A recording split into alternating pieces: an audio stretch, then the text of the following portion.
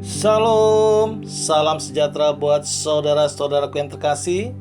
Kita berjumpa kembali di dalam renungan pagi. Saudara-saudara sekalian, marilah kita mendengar firman Tuhan. Sebelum mendengar firman Tuhan, marilah kita bersama-sama berdoa terlebih dahulu. Bapa kami yang di surga, Bapa yang kami kenal, di dalam nama Tuhan Yesus, kami mengucapkan terima kasih atas berkat dan kasih sayang Tuhan di pagi hari ini. Tuhan yang baik, kami mau mendengar firman-Mu di pagi hari ini. Bukakan hati pikiran kami agar kami mengerti isi firman Tuhan dan melakukannya. Terimalah doa dan sembah kami ini di dalam nama Tuhan Yesus Kristus. Amin.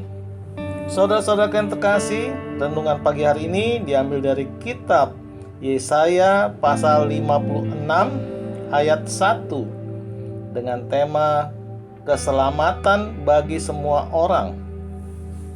Yesaya pasal 56 ayat 1. Sebab beginilah firman Tuhan. Beginilah firman Tuhan, taatilah hukum dan tegakkanlah keadilan, sebab sebentar lagi akan datang keselamatan yang daripadaku dan keadilanku akan dinyatakan. Demikianlah pembacaan firman Tuhan.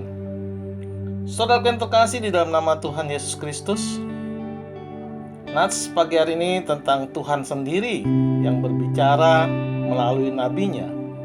Seruan Tuhan untuk bangsanya dan untuk menaati hukum dan tegakkan keadilan, karena keselamatan juga keadilan akan dinyatakannya. Ketika bangsa Tuhan pulang dari pembuangan, di saat itu harapan besar akan kebahagiaan, kesejahteraan dan ketenangan yang mereka harapkan dan dambakan akan segera terwujud. Tetapi hal itu tidak didapat mereka. Harapan mereka sangat jauh berbeda dengan kenyataan yang ada. Keinginan dan harapan mereka bahwa mereka dapat kembali ke negerinya dan dapat menikmati atau melaksanakan beribadah di Bait Allah dan bertani dan juga berusaha di negeri sendiri tidak dapat mereka dapatkan. Bait Allah yang mereka rindukan ternyata tinggal puing dan reruntuhan, dan juga rumah mereka hancur dan tanah pertanian mereka yang subur tinggal menjadi tanah tandus. Kekecewaan sangat terasa di saat itu. Apa yang mereka harapkan tidak kunjung tiba. Persoalan-persoalan dan kondisi ekonomi dan politik yang tidak stabil menjadi hambatan pembangunan Bait Allah, dan juga para imam mulai menyembah ilah-ilah lain. Dan kenyataan kadangkala tidak seindah harapan. Saudaraku, pada kondisi itu Tuhan hadir di tengah-tengah mereka melalui Nabi Yesaya untuk berbicara dan menghimpun mereka, bangsa Israel. Tertulis di kitab Yesaya 56 ayat 1 sampai dengan 8 tentang syarat-syarat dari penggenapan dan keselamatan. Beginilah firman Tuhan, taatilah hukum dan tegaklah keadilan, sebab sebentar lagi akan datang keselamatan yang daripadaku dan keadilanku akan dinyatakan. Berbahagialah orang yang melakukannya dan anak manusia yang berpegang kepadanya, yang memelihara hari Sabat dan tidak menajiskannya, dan yang menahan diri dari setiap perbuatan jahat. Janganlah orang asing yang menggabungkan diri kepada Tuhan berkata, sudah tentu Tuhan hendak memisahkan aku daripada umatnya. Dan janganlah orang kebiri berkata, sesungguhnya aku ini pohon yang kering.